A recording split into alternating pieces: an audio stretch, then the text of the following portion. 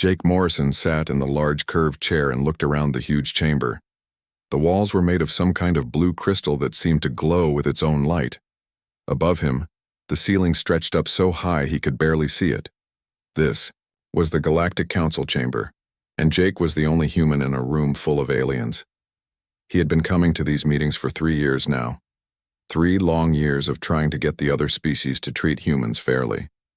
But every time he spoke, the aliens acted like he was just a child who did not understand important things. The Zephyrian delegate was talking now.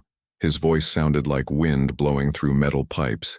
He had 4 arms and skin that looked like purple leather. He was saying that humans had no right to claim the mining worlds in the Vega system. Jake wanted to stand up and argue, but he knew it would not help. The other aliens would just ignore him like they always did. The human species is too young to understand galactic law, the Zephyrian said. His translator made his words sound cold and mechanical. They have only been in space for 50 years. We have been traveling between stars for over 1,000 years. Jake felt his face get hot with anger. Humans might be new to space travel, but they were not stupid. Earth controlled 12 star systems now. Human colonies were growing fast and producing things that other species wanted to buy, but the Council still treated them like they were nothing. The Altarian High Chancellor spoke next. She was tall and thin with silver skin and no hair. Her voice was high and musical, but her words were cruel. Perhaps we should limit human expansion, she said. They breed too quickly and take resources that belong to older, wiser species. Jake looked down at his papers. He had written so many reports about human achievements. Human engineers had helped build the great space stations. Human doctors had cured diseases that had killed millions of aliens. Human farmers had developed new crops that could grow on dead worlds. But none of that seemed to matter to the Council. Captain Lisa Hayes sat next to Jake. She was Earth's military representative, and Jake could see that she was angry too. Her jaw was tight, and her hands were pressed flat on the table. Lisa had fought in the border wars 3 years ago. She had seen human soldiers die protecting alien colonies from raiders, but the Council acted like humans had never done anything brave or important. The Centauran Empire delegate stood up. He was huge, almost 8 feet tall, with thick gray skin and small black eyes. When he spoke, his voice was so deep that Jake could feel it in his chest. I propose we restrict human ships to their current territory, he said. No new colonies, no new mining rights. They must learn their place in the galactic order. Jake had heard enough. He looked around the chamber at all the different species. There were the bird-like Koreans with their bright feathers. There were the snake-like Sulans who never seemed to blink. There were dozens of other species, all more advanced than humans, all looking down on Earth like it was some backward little world that did not matter. But Jake knew something they did not know. Humans were not weak. They were not stupid. They had just been trying to be polite. They had been hoping that patience and good behavior would earn them respect. But after 3 years of being treated like children, Jake finally understood the truth. The aliens would never see humans as equals. The vote came just like Jake knew it would. The Council voted to limit human mining rights in the Outer Rim. 37 species voted yes. Only 3 voted no, and they were small species that the Council barely listened to anyway. No one asked Jake what humans thought about the decision. They just made the choice for Earth like Earth was their property. Jake stood up slowly. The chamber got quiet. All the aliens turned to look at him with their strange eyes. Some had too many eyes. Some had eyes that glowed. Some had eyes on stalks that moved around like snakes. But they were all looking at him now. Ambassador Morrison, the High Chancellor said, "Do you have something to add?" Jake picked up his papers and put them in his case. He looked around the chamber one more time. These aliens thought they were so smart. They thought they knew everything about war and peace and politics, but they had made one big mistake. They had assumed that humans would always come crawling back, begging for scraps like hungry dogs. Earth withdraws from these negotiations, Jake said. His voice was calm and clear. We will handle our own affairs from this point forward. The chamber exploded with noise. Aliens were making sounds that the translator could not handle. Some were clicking, some were buzzing, some were making noises like breaking glass. Jake could not understand most of it, but he could guess what they were saying. They were probably laughing at him. Lisa stood up next to Jake. She did not say anything, but Jake could see that she was proud of him. They had both known this day would come. Earth had prepared for it. Jake walked toward the exit. His footsteps echoed in the huge chamber. Behind him, the aliens were still making noise. The High Chancellor was calling for order, but no one was listening to her. As Jake reached the door, he turned back one last time. The aliens were all looking at him now, and they were not laughing anymore. They looked confused, like they could not believe what had just happened. "Good luck," Jake said, quietly. Then he walked out of the chamber and Lisa followed him. The great doors closed behind them with a sound like thunder. Jake and Lisa walked down the long hallway without saying anything. Their footsteps were the only sound in the empty corridor. Jake knew that everything would change now. The aliens thought they had won by pushing humans around, but they had no idea what they had just lost. Soon, they would find out. Soon, the whole galaxy would understand that humans were not as weak as they looked. The news spread through the galaxy like fire through dry grass. On every alien world, people heard the same story. The humans had walked out of the peace talks. They had given up and gone home like children having a tantrum. In the bars on Zephyr Prime, the purple-skinned miners laughed as they drank their bitter ale. "Did you hear about the humans?" one of them said. "They got angry and stormed out of the council meeting. Good riddance, I say. Now the grown-ups can get back to real business." On the crystal cities of Altair, the silver-skinned diplomats smiled their cold smiles. "Perhaps now we can have serious discussions," the High Chancellor told her advisors, without those primitive humans interrupting every decision. But on Earth, things were very different. Admiral Peter Grant sat in his office deep underground in Colorado. The room was dark except for the blue glow of computer screens. He had been waiting for this day for 2 years. He opened a secure channel and spoke into his headset. "This is Admiral Grant," he said. "Execute Protocol 7. All human colonies are to begin immediate withdrawal from Council space. Recall all citizens.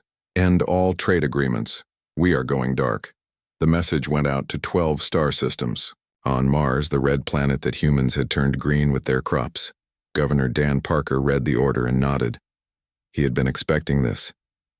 On the mining stations around Jupiter, workers began packing their equipment.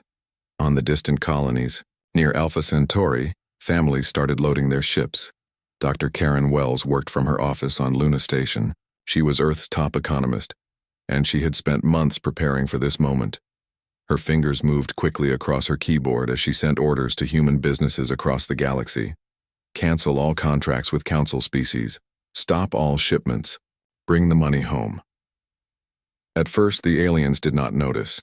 There were so many species in the galaxy, so many different companies and workers. How much difference could one species make? But after a few weeks, small problems started to appear. On Zephyr Prime, the big mining machines began to break down. The purple-skinned Zephyrians stood around the broken equipment and scratched their heads. "Where is Chief Engineer Bob Wilson?" one of them asked. "He always fixes these things." "He left last week," another miner said. "Went back to Earth with all the other humans. Said something about new orders from home." The Zephyrians tried to fix the machines themselves, but they did not understand how the human-built systems worked. The mining equipment used Earth technology that was different from anything the aliens had seen before. Without human engineers to maintain it, the machines stopped working one by one. On the agricultural worlds of the Altarian system, the crops began to fail. The silver-skinned farmers walked through their fields with worried faces. The plants were turning brown and dying. Dr. Amy Foster had been their agricultural advisor for 5 years. She had taught them how to grow Earth crops that could feed 3 times as many people as their old plants. But now she was gone, and no one remembered exactly how to take care of the hybrid crops she had developed. "We need to call Dr. Foster," one farmer said. "She will know what to do." "She went back to Earth," his partner replied. All the humans left. They said they were not welcome anymore. The Centauran Empire had an even bigger problem. Their military logistics had depended on human translators and communication experts. Humans were good at languages, and they had learned to speak to all the different alien species. Now, when Centauran ships tried to coordinate with their allies, the translation programs kept making mistakes. General Vex Thorne sat in his command ship and stared at the garbled messages on his screen. What was supposed to say requesting supplies had been translated as threatening attack.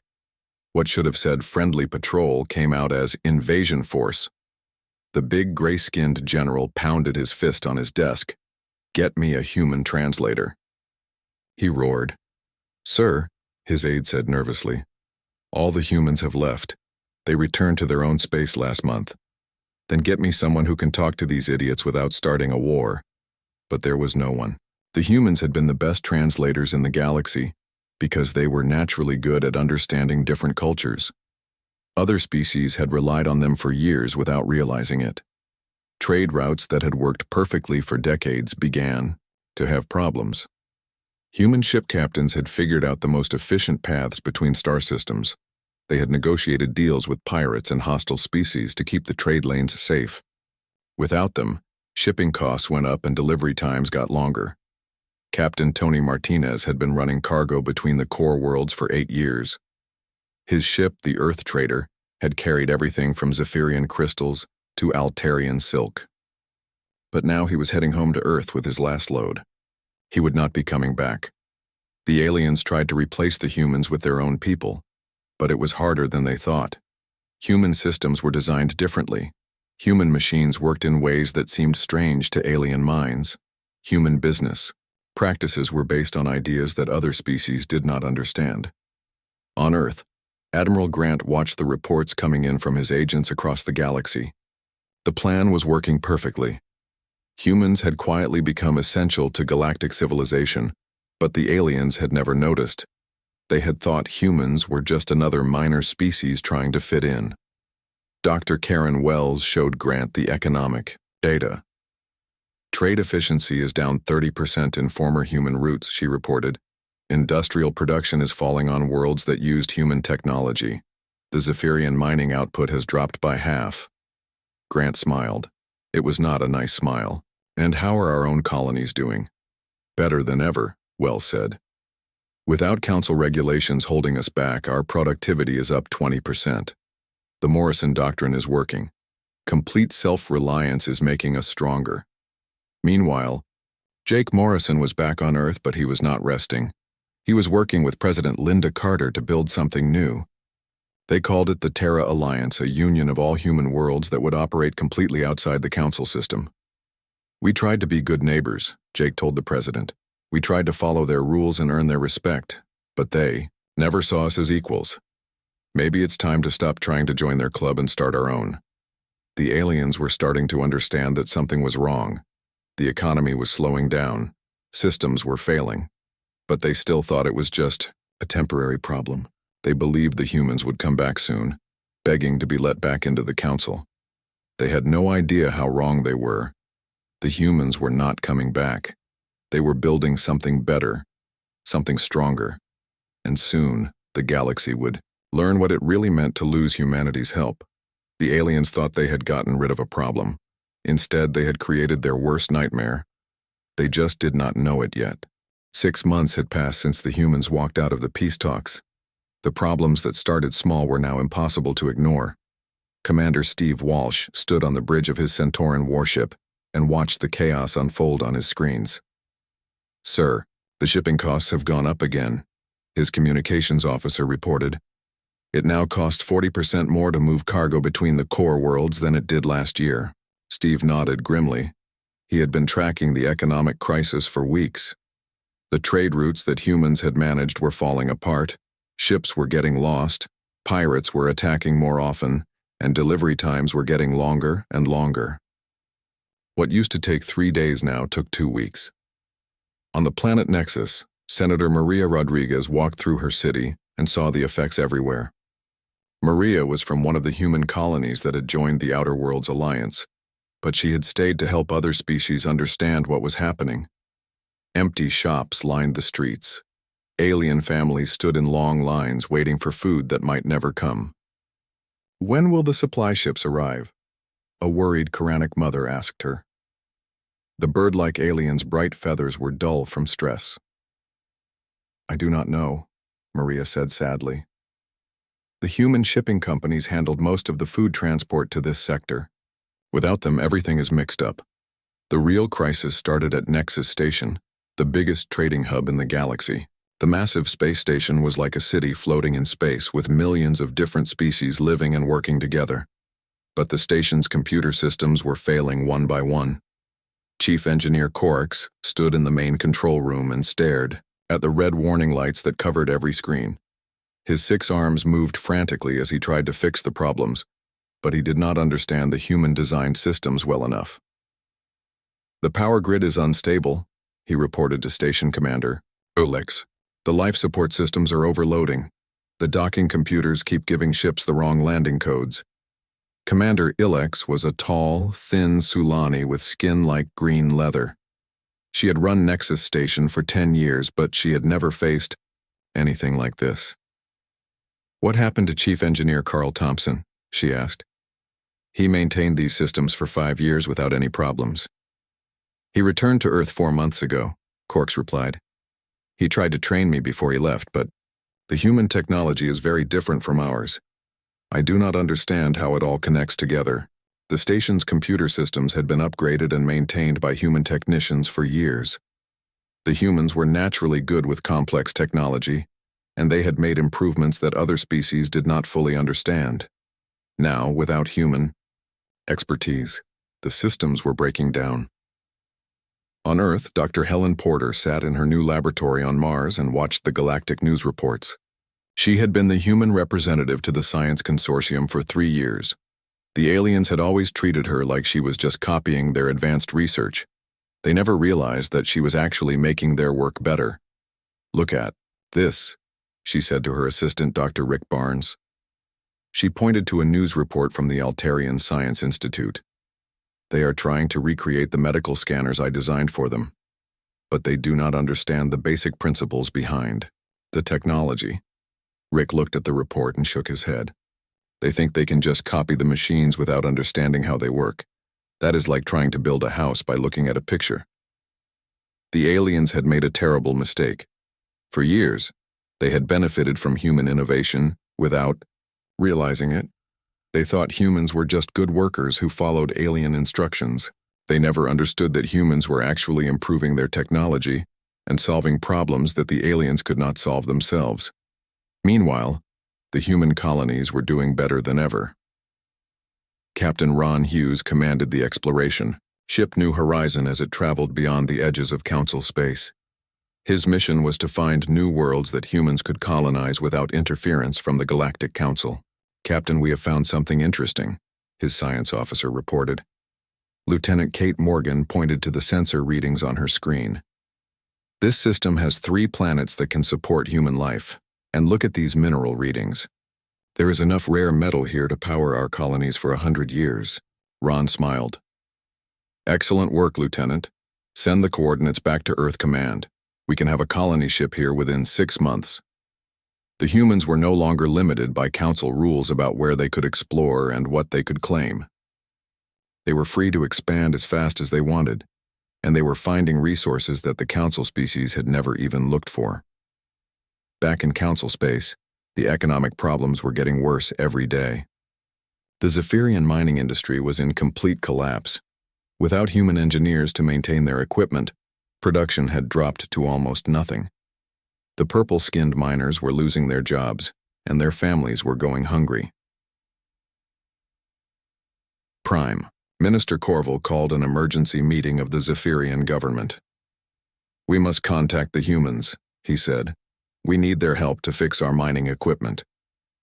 "But they left the council," his advisor protested. "They said they wanted nothing to do with us." "Then we will apologize," Corval said. "We will offer them better terms. Anything to get them back." But when they tried to contact Earth, they got no response. The humans were not taking calls from council species. They were too busy building their own civilization. The Altarian food crisis was even worse. Their hybrid crops were dying and millions of people were facing starvation. The silver-skinned Altarians had always been proud of their ancient culture and their sophisticated ways. But now they were begging other species for basic food supplies. High Chancellor Serix stood before the Altarian Senate and delivered news that no one wanted to hear. "Our agricultural experts cannot save the crops," she said. "We need human knowledge to prevent mass starvation, but the humans are not responding to our communications." The truth was becoming clear to everyone in the galaxy. The humans had not been the weak, primitive species that the Council had thought they were. They had been the foundation that held galactic civilization together. Without them, everything was falling apart. The Council called an emergency session to discuss the crisis. For the first time in galactic history, they were meeting to talk about problems they could not solve. The chamber that had once been filled with confident aliens making grand plans was now full of desperate species looking for someone to blame. But there was no one to blame except themselves. They had driven away the one species that could have helped them. Now they were learning what it meant to live in a galaxy without humans. The worst part was that they were starting to understand just how much they had lost. The humans were not coming back, and the galaxy was never going to be the same. The galactic economy was in ruins, and the Council species were getting desperate. They had tried everything they could think of to fix their problems, but nothing worked.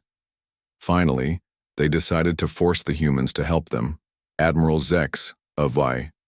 The Zephyrian fleet sat in his command chair and looked at the battle plan on his screen.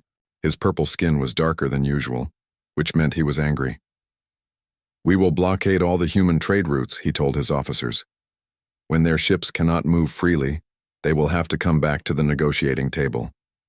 His fleet of 30 warships moved toward the edge of human space.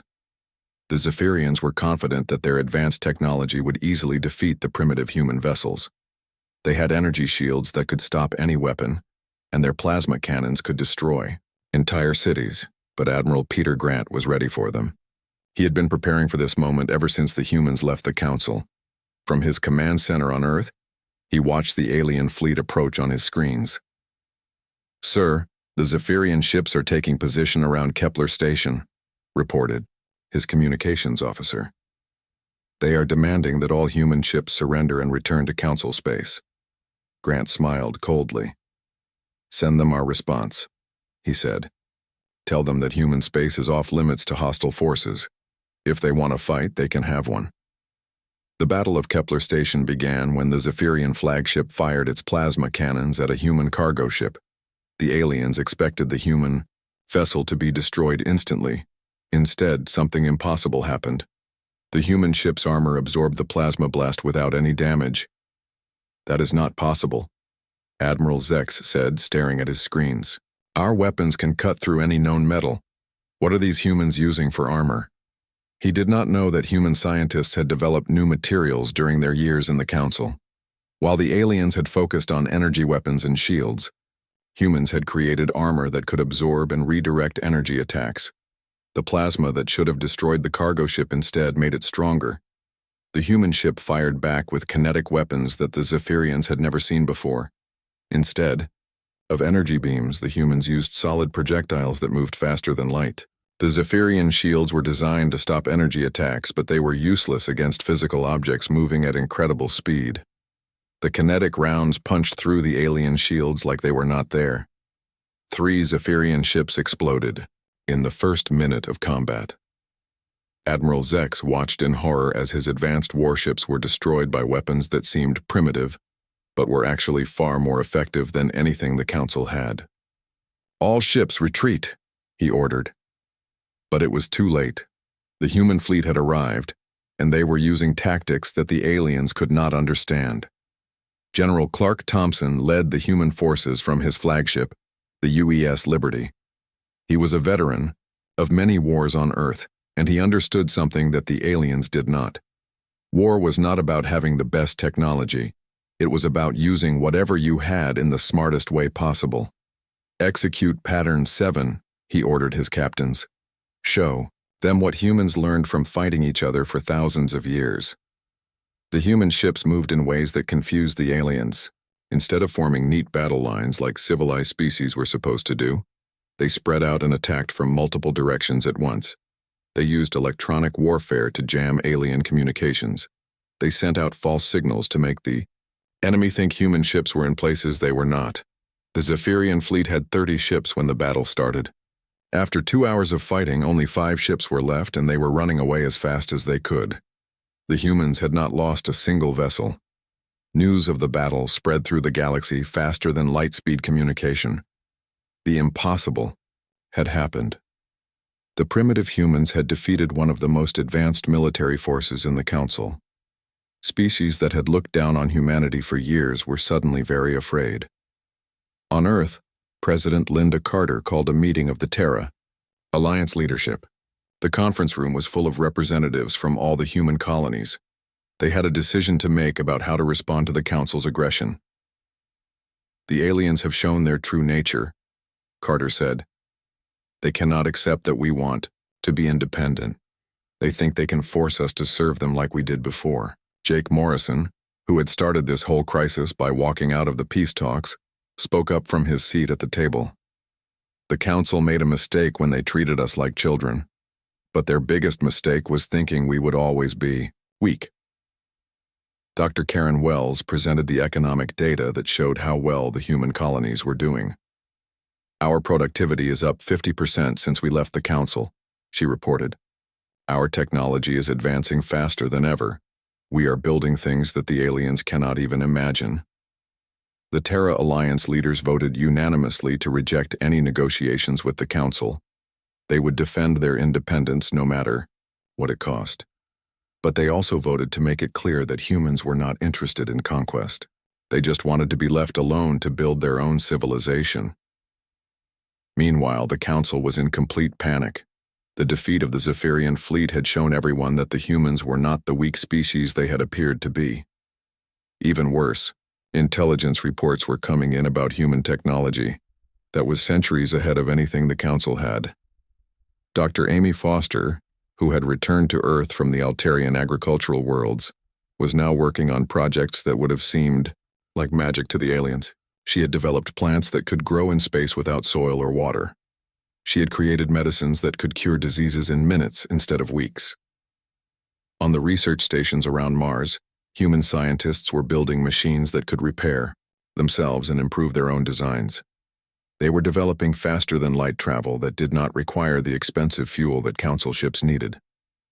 They were creating artificial intelligence systems that could solve problems that stumped entire alien research teams. The Council species began to understand that they had been completely wrong about humans.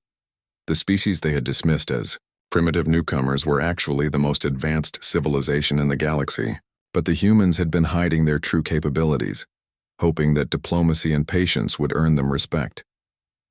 Now that the humans were no longer holding back, the aliens could see what they had really lost. It was not just a minor member species that had left the Council. It was the most innovative, adaptable, and powerful civilization in known space. The Altarian High Chancellor called an emergency session of the full Council. For the first time in galactic history, they were meeting to discuss surrender terms. Not surrender to an enemy army, but surrender to the reality that they could not survive without human cooperation. We must contact the humans, she told the assembled delegates. We must apologize for our mistakes and ask them to return. But deep down, she knew it was too late. The humans had moved beyond the Council. They were building something bigger and better, and they no longer needed the aliens who had rejected them. The galaxy was about to learn that sometimes the biggest mistake you can make is pushing away the people who were trying to help you. 2 years had passed since the humans walked out of the peace talks. The galaxy was a very different place now. The once mighty Galactic Council was struggling to survive, while humanity had become the most powerful force in known space. The Terra Alliance now controlled 26 star systems. Human colonies were thriving on worlds that other species had thought were impossible to settle. Human ships traveled routes that Council species were afraid to explore, and human technology was advancing so fast that even the humans themselves were sometimes surprised by what they could do. Ambassador Nick Adams stood on the observation deck of New Geneva Station and looked out at the busy spaceport. Ships from dozens of non-council species came and went every day, bringing trade and friendship to humanity. These were species that the council had ignored or pushed around for centuries. Now they had found a new ally who treated them with respect. "Sir," his aide said, approaching with a message tablet, "we have received another request from the Galactic Council. They want to meet with our leaders to discuss new negotiations." Nick took the tablet and read the message. It was the 15th request the council had sent in the past 6 months. Each one was more desperate than the last. "What are they offering this time?" he asked. "Full council membership with voting rights," the aide replied. "Equal representation on all committees. Free trade agreements. They are even offering to make Earth the headquarters for galactic defense." Nick laughed. It was not a happy sound. 2 years ago, they would not even let us mine asteroids in our own system. Now they want to give us control of their military. How things change. On Earth, Chancellor Diana Foster was meeting with the Terra Alliance Council. She had been elected leader of all human worlds after President Carter retired. Diana was younger than most galactic leaders, but she had a sharp mind and a strong will. The aliens were about to learn that humans chose their leaders very carefully. "The council delegation is requesting permission to visit Earth," reported General Clark Thompson. "They say they have an important proposal that could benefit both sides." Diana looked around the table at the other human leaders. Jake Morrison was there, older now but still sharp. Admiral Grant sat next to Dr. Karen Wells, who had become one of the most respected economists in the galaxy. These people had built something amazing from nothing. "What do you think?" Diana asked. "Should we listen to what they have to say, Doctor?" Wells spoke first.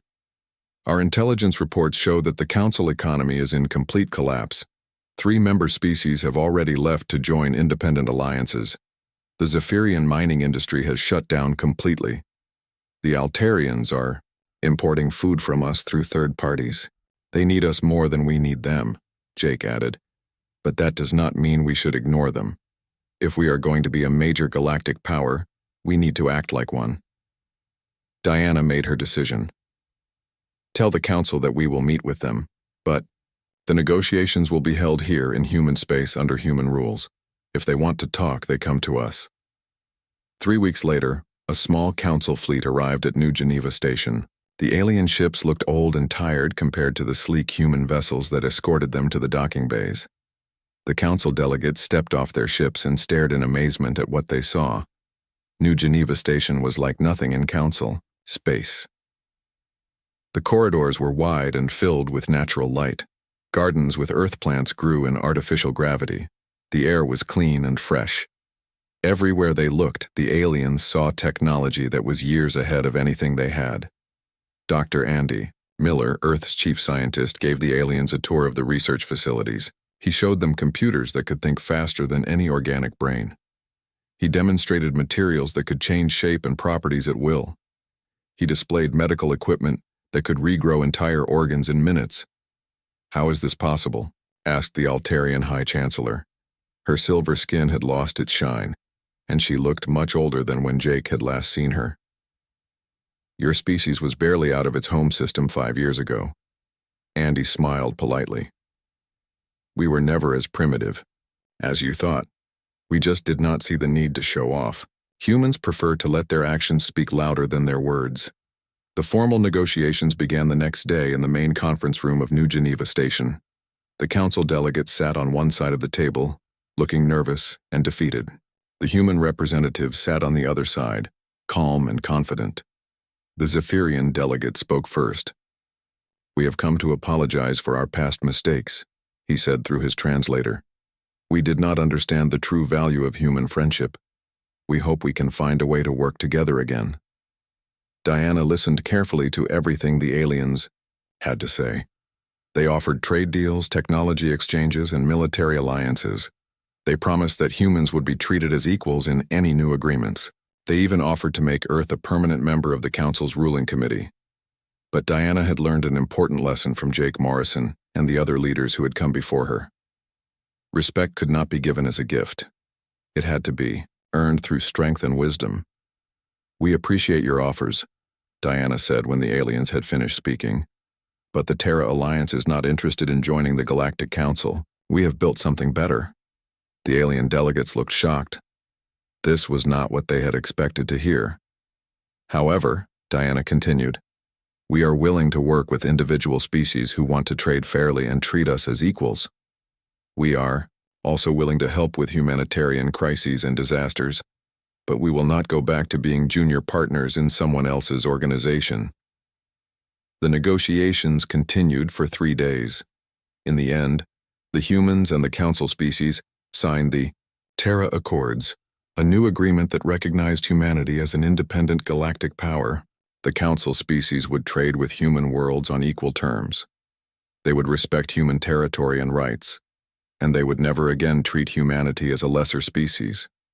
But the most important part of the agreement was what it did not say. There was no mention of humans returning to the Council, no talk of humans following Council laws or accepting Council authority. The Terra Alliance would remain independent, free to make its own choices and follow its own path. As ambassador, Adams watched the signing ceremony. He thought about the long journey that had brought them to this moment. It had started with Jake Morrison walking out of a council meeting because he was tired of being treated like a child. It had led to humanity discovering its own strength and building its own future. The aliens in the council chamber looked very different from the proud, arrogant beings who had dismissed humanity years ago. They were humbled and respectful now. They had learned the hard way that you should never underestimate someone just because they are different from you. The ceremony ended, and the alien delegates prepared to return to their own worlds. They would go back with news that would change the galaxy forever. Humanity was no longer asking for a seat at the table. They had built their own table, and now other species were asking to join them. As the alien ships departed from New Geneva Station, Diana Foster stood at the same observation deck where Nick Adams had received that first desperate message from the Council. She watched the ships disappear into hyperspace and smiled. The galaxy would never be the same. And that was exactly what humanity had wanted all along.